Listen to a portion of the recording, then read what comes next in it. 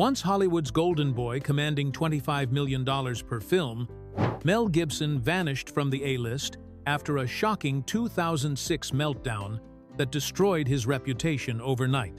10 years later, he emerged from exile with an Oscar-nominated comeback that stunned the industry.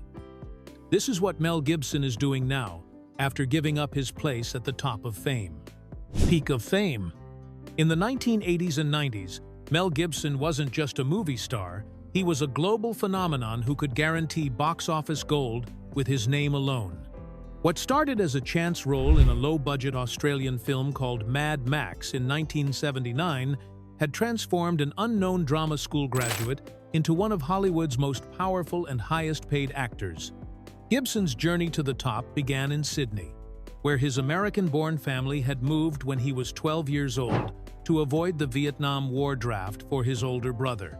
After studying at the National Institute of Dramatic Art, he landed the role of Max Rokitansky in George Miller's post-apocalyptic thriller Mad Max, a film made for just $400,000 that would go on to earn over $100 million worldwide. The success of Mad Max and its sequels established Gibson as an action hero, with a unique combination of vulnerability and intensity that audiences couldn't get enough of.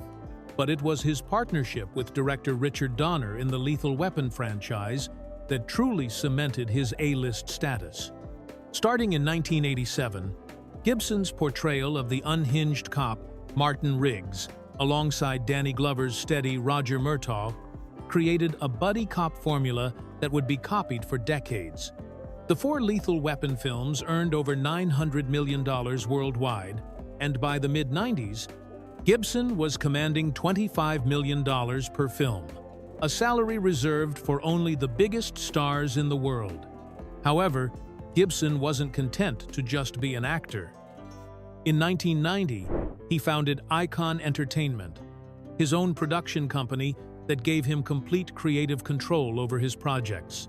This move proved to be brilliant when he decided to direct, produce, and star in Braveheart in 1995. The epic tale of Scottish warrior William Wallace was a massive gamble, a 3-hour historical drama with an unknown budget of $70 million. But Gibson's vision paid off spectacularly when the film earned over $200 million worldwide and swept the Academy Awards, winning Best Picture and Best Director for Gibson himself. At the peak of his fame, Gibson took his biggest risk yet with The Passion of the Christ in 2004. Financing the controversial biblical drama with $25 million of his own money, Gibson created a film entirely in ancient languages with subtitles, something Hollywood executives said would never work. They were wrong. The film became a cultural phenomenon, earning over $600 million worldwide and becoming the highest-grossing rated R film of all time. Gibson had proven he could succeed not just as a star, but as a visionary filmmaker who could turn his personal passion projects into massive commercial successes. By 2005, Mel Gibson stood at the absolute pinnacle of Hollywood power, with the rare combination of box office clout, critical respect, and creative freedom that only a handful of people in the industry's history have ever achieved. The breaking point. The night of July 28, 2006, began like many others for Mel Gibson, but it would end with his career and reputation in ruins. After dining at Moonshadow's restaurant in Malibu, Gibson was driving his 2006 Lexus eastbound on the Pacific Coast Highway when Los Angeles County Sheriff's Deputy James Mee clocked him speeding at over 87 miles per hour in a 45-mile-per-hour zone. What happened next at 2:36 in the morning would become one of the most infamous celebrity arrests in Hollywood history. When Deputy Mee pulled Gibson over and administered a breathalyzer test, the results showed a blood alcohol level of 0.12%, well above California's legal limit of 0.08%. But the drunk driving charge would quickly become the least of Gibson's problems. As Deputy Mee attempted to arrest him, Gibson became increasingly agitated and began what the arrest report would later describe as an uncontrolled tirade. According to law enforcement sources, Gibson repeatedly shouted that his life was ruined, then launched into a shocking anti-Semitic rant that included asking the deputy if he was Jewish and making inflammatory statements about Jewish people being responsible for all the world's wars. The deputy, worried that Gibson might become violent, chose not to handcuff him as long as he cooperated. But Gibson allegedly tried to bolt away before being restrained. What made this incident even more explosive was what happened next behind the scenes. Deputy Me wrote an 8-page detailed report documenting Gibson's complete meltdown and offensive comments, but his supervisors immediately recognized the potential fallout. Sources later revealed that a sergeant felt the report was too inflammatory, and calls were made all the way up to the sheriff's headquarters about how to handle the situation. In an apparent attempt to protect both Gibson and the department from controversy, Deputy Me was ordered to write a sanitized version of the report that left out the most damaging comments. The original detailed report was locked away in the watch commander's safe, while the cleaned-up version was prepared for public release. Initially, a sheriff's spokesman told the media that Gibson's arrest had occurred without incident. However, the cover-up attempt ultimately backfired when the original arrest report was leaked to the media just days later. The explosive details of Gibson's anti-Semitic comments spread like wildfire through Hollywood and beyond, creating a scandal that no amount of damage control could contain. Within hours of the leak, Gibson's reputation as one of Hollywood's most respected figures was completely destroyed. The man who had stood on stage just over a decade earlier accepting Academy Awards was now facing the complete collapse of everything he had built, all because of one night when his personal demons became public in the most destructive way possible. The Great Escape. The fallout from Gibson's arrest was swift and merciless, beginning with the most personal blow of all. Just one day after his July 28th arrest, Gibson's wife of 26 years, Robin Moore, made the devastating decision to separate from him. In a later interview, Gibson would admit that their separation began immediately following his arrest, marking the end of a marriage that had produced 7 children and had been one of Hollywood's most stable relationships. Within days of the scandal breaking, Hollywood's power brokers began distancing themselves from the fallen star. Ari Emanuel, one of the industry's most influential talent agents and co-founder of the Endeavor Agency, publicly dropped Gibson as a client and wrote a scathing letter urging the entire industry to boycott him. Emanuel's letter stated that Hollywood should not allow Gibson to get away with such inflammatory statements, effectively calling for his professional exile from the industry that had made him rich and famous. The blacklisting was immediate and comprehensive. Major studios that had once competed for Gibson's services suddenly had no interest in working with him. Projects that were in development were quietly shelved, and offers for new films simply stopped coming. The man who had commanded $25 million per movie found himself essentially unemployable by mainstream Hollywood. Forced to retreat from the spotlight that had defined his career for over 2 decades. Gibson's attempt at damage control included 2 public apologies, but the statements felt inadequate given the severity of his comments. He acknowledged his behavior was despicable and entered an outpatient alcohol treatment program, but the gestures did little to repair his shattered reputation. The entertainment industry, already sensitive to issues of discrimination and hate speech, had little appetite for forgiveness. His personal life continued to unravel in the years that followed. In 2009, Gibson began a relationship with Russian pianist Oksana Grigorieva, with whom he had a daughter named Lucia. However, this relationship would create even more controversy when, in 2010, recorded phone conversations between Gibson and Grigorieva were leaked to the media. In these recordings, Gibson could be heard making racist comments and threatening language toward Grigorieva, leading to domestic violence allegations and a restraining order that barred him from coming near her or their daughter. The leaked recordings were the final nail in the coffin of Gibson's mainstream career. He pleaded no contest to a misdemeanor battery charge to avoid jail time, but the damage to his reputation was complete. For nearly a decade, Gibson would find himself relegated to small independent films and direct-to-video projects. A dramatic fall from grace for someone who had once been considered Hollywood royalty. During this period, Gibson largely retreated from public life, focusing on his recovery from alcoholism and attempting to rebuild relationships with his children from his first marriage. Where are they now? Today, Mel Gibson lives a dramatically different life from his Hollywood heyday. Having chosen to retreat from the bright lights of Beverly Hills to a collection of private properties scattered across the globe. At 69 years old, Gibson has built a lifestyle that prioritizes privacy, family, and distance from the entertainment industry's epicenter. For years, Gibson's primary residence was a stunning 5.5-acre compound in Malibu that he purchased in 2008 for $11.5 million from actors David Duchovny and T. Leone. The property featured 6 bedrooms, 6 bathrooms, and sprawling grounds that included organic gardens, fruit orchards, a tennis court, and even an oversized chessboard designed on the lawn. However, this retreat was tragically destroyed in the devastating 2025 Palisades fire, marking the end of an era for Gibson's California sanctuary.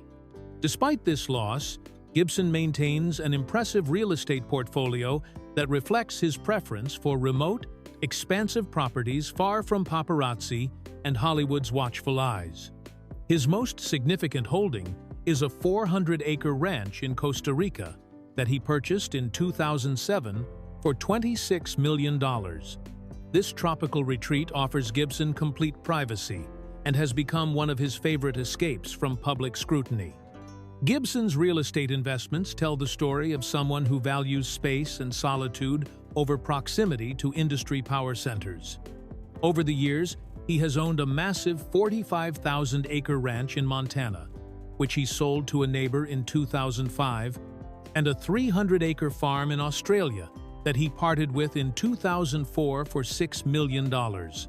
He even owned a private island in Fiji called Mago Island, which he purchased for $15 million, demonstrating his desire for ultimate privacy and isolation. At the heart of Gibson's current life is his large and growing family. He has 7 children from his first marriage to Robin Moore, ranging from his daughter Hannah, who was born in 1980 and is now married to musician Kenny Wayne Shepherd, to his youngest son Thomas, born in 1999. Gibson is also a proud grandfather to 7 grandchildren as of 2024, and he welcomed his 9th child with his current partner, Rosalind Ross, who is 25 years old. Gibson's daily routine now revolves around family, rather than film sets and business meetings. He has spoken about finding peace in his role as a father and grandfather, often spending time at his various properties with his children and their families. This focus on family life represents a complete departure from the high-pressure, high-profile existence he once led as one of Hollywood's most sought-after stars. The geographic distance from Hollywood has allowed Gibson to live on his own terms, away from the constant scrutiny that once defined his every move. New life, new purpose. Rather than disappearing entirely from the entertainment industry, Mel Gibson has quietly reinvented himself as something completely different from the A-list superstar he once was. Today, he operates as a craftsman filmmaker and director for hire, choosing projects based on personal passion rather than box office potential or career advancement. Gibson's current approach to filmmaking represents a complete philosophical shift from his earlier career. Where he once commanded massive budgets and star treatment, he now works on smaller, more intimate projects that allow him creative freedom without the pressure of carrying a major studio's expectations. His most recent directorial effort, Flight Risk, which was released in January 2025, exemplifies this new approach. The action thriller starring Mark Wahlberg was made on a modest budget and received mixed reviews, but it demonstrated Gibson's continued skill behind the camera without requiring him to return to the spotlight as a leading man. Perhaps the most significant project on Gibson's current slate is The Passion of the Christ, Resurrection, the long-awaited sequel to his 2004 biblical blockbuster. Gibson has been developing this film for several years, with his brother Donald and screenwriter Randall Wallace, the same team that helped create Braveheart. The project is planned as a two-part story that will explore the 3 days between Christ's crucifixion and resurrection, with Jim Caviezel returning to reprise his role as Jesus. Gibson has described the sequel as more philosophical and poetic than the original, calling it an acid trip that takes Jesus into other realms. In addition to his directing work, Gibson has also accepted smaller acting roles that would have been beneath his notice during his peak fame years. He appeared in Monster Summer, a family adventure film directed by David Henry from Wizards of Waverly Place, and took a supporting role in Boneyard, an indie crime thriller, alongside Curtis 50 Cent Jackson.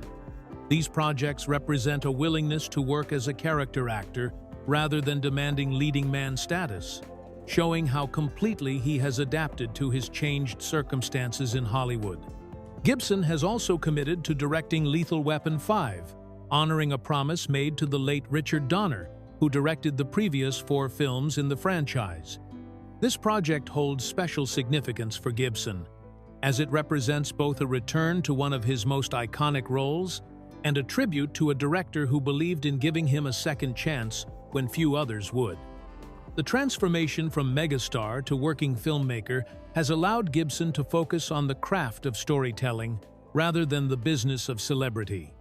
He now chooses projects that interest him personally, whether they're big-budget studio films or small independent productions, and has found a sustainable way to continue working in an industry that once seemed ready to permanently exile him.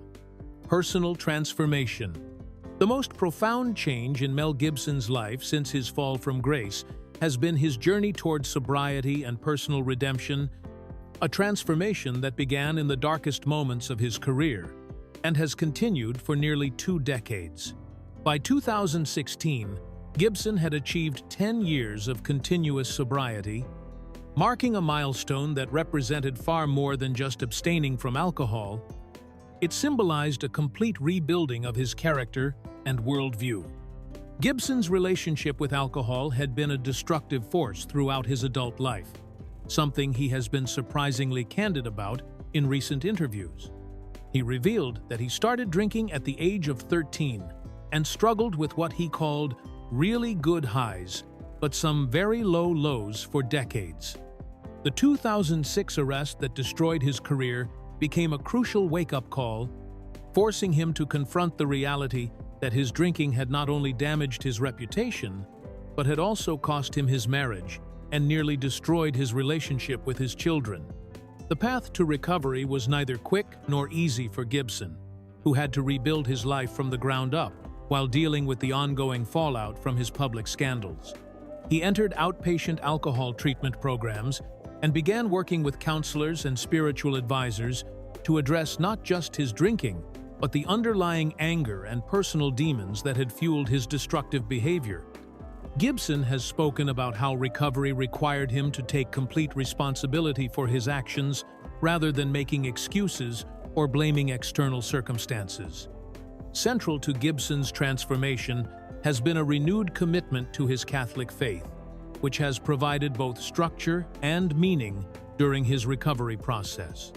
He has described his faith as something he came to through intellect and reading rather than blind acceptance, and has spoken about preparing spiritually for his upcoming religious film projects. However, Gibson's relationship with the Catholic Church has not been without controversy, as he has publicly supported traditionalist positions that put him at odds with the current Vatican leadership. Perhaps most significantly, Gibson has developed a fundamentally different perspective on his past mistakes and the importance of moving forward. In interviews, he has stated that dwelling on past failures is counterproductive, explaining that we can all get into feeling sorry for ourselves, having a pity party about the past, but it is not worth it because it affects the present and it affects the future. This philosophy represents a complete shift from the self-destructive patterns that once defined his life. Gibson has also acknowledged that he still considers himself a flawed person who continues to work on becoming better, particularly as he prepares for spiritual projects like The Passion of the Christ sequel. He has said that he feels he needs to be spiritually prepared to tackle such material, recognizing that his personal growth directly impacts his ability to create meaningful art. Rare glimpses. After nearly a decade in professional exile, Mel Gibson's carefully orchestrated return to Hollywood's good graces began with a single moment that stunned the entertainment industry. When Hacksaw Ridge premiered at the Venice Film Festival in September 2016, something extraordinary happened that no one had expected, marking the first time in years that the industry had publicly embraced the controversial filmmaker. This wasn't just polite applause for a decent film. It was a clear signal that Hollywood was ready to separate Gibson the artist from Gibson the scandal-plagued celebrity. The World War II drama, which told the true story of conscientious objector Desmond Doss, represented everything Gibson had learned about storytelling during his years in the wilderness. It was brutal yet spiritual, violent yet deeply moral, and it showcased his exceptional skills as a director without requiring audiences to forgive his personal failings. The Venice triumph was just the beginning of what many considered Gibson's official rehabilitation in Hollywood. Hacksaw Ridge went on to earn 6 Academy Award nominations, including a Best Director nod for Gibson himself, something that would have been unthinkable just a few years earlier. The film's success proved that audiences were willing to judge Gibson's work on its merits rather than his past controversies, and it opened doors that had been firmly closed for a decade. Gibson's approach to his comeback was notably measured and strategic, a far cry from the impulsive behavior that had gotten him into trouble in the first place. He gave carefully selected interviews where he addressed his past mistakes without dwelling on them, choosing outlets and interviewers who would allow him to discuss his work rather than rehashing old scandals. When he did speak about his 2006 arrest, Gibson maintained that it was a dim thing in the past and expressed frustration that people continued to bring it up after so many years had passed. The industry's gradual acceptance of Gibson's return was evident in the support he received from unexpected quarters. Andrew Garfield, who is Jewish and starred in Hacksaw Ridge, publicly defended Gibson after working with him, describing their collaboration as positive and advocating for second chances. Other actors like Robert Downey Jr. and Jodie Foster also spoke in favor of forgiveness, with Downey comparing Gibson's situation to his own comeback after years of drug-related legal troubles. Producer David Permute, who is both gay and Jewish, worked closely with Gibson on Hacksaw Ridge, and later told reporters that Gibson was not the person that some people interpreted him to be on the surface. Permute described how the entire cast and crew revered Gibson during production, noting that his reputation on set was completely at odds with his public image as a controversial figure. These carefully managed public appearances and the positive testimonials from colleagues helped create a new narrative around Gibson, that of a talented filmmaker who had made serious mistakes but had genuinely worked to become a better person. No regrets. Today, at 69 years old, Mel Gibson shows no signs of stepping away from controversy or apologizing for who he has become. In January 2025, he received an unexpected honor that would have seemed impossible just a decade earlier. President Donald Trump appointed him as one of 3 special ambassadors to Hollywood, alongside fellow actors Jon Voight and Sylvester Stallone. This appointment represents not just Gibson's return to prominence, but his willingness to embrace positions that many in Hollywood find deeply troubling. Gibson's role as a Trump ambassador is deliberately vague, with the president stating that the three actors will serve as his eyes and ears in the entertainment industry and help bring back business that has been lost to foreign countries. For Gibson, who has always been outspoken about his political beliefs, this appointment feels like a natural extension of his outsider status in Hollywood. He has publicly endorsed Trump and made controversial comments about political figures, including calling Vice President Kamala Harris someone with the IQ of a fence post. Rather than moderating his views to fit back into Hollywood's mainstream, Gibson has doubled down on many of the beliefs that initially made him controversial. He continues to hold traditionalist Catholic positions that put him at odds with both the current Vatican leadership and much of the entertainment industry. In 2024, he publicly supported an excommunicated Italian archbishop, stating that being expelled from what he called the false church would be like a badge of honor. When asked about his past mistakes and whether he regrets the path his life has taken, Gibson's answers reveal a man who has made peace with his choices. He maintains that his 2006 arrest and the comments he made that night are a dim thing in the past, and expresses annoyance when interviewers continue to bring up events from nearly 20 years ago. Gibson has stated that if he were truly the hateful person some claim he is, there would be evidence of discriminatory actions throughout his career, which he insists there is not. Perhaps most revealing is Gibson's current attitude toward fame itself. Unlike many celebrities who spend their later years trying to recapture past glory, Gibson seems genuinely content with his reduced status in Hollywood's hierarchy. He has found a way to continue making the films he wants to make without needing to court public approval or chase box office records. His advice to others facing public scandals is simple: focus on the present and future rather than dwelling on past mistakes. Gibson's story ultimately isn't about giving up fame so much as it is about redefining what success means. He has traded the pressure and scrutiny of A-list stardom for the freedom to work on projects that matter to him personally. Whether those are big-budget franchise films or intimate passion projects, while his path back to relevance has been unconventional and often controversial, Gibson has proven that it's possible to rebuild a career on your own terms, even after seemingly insurmountable public failures.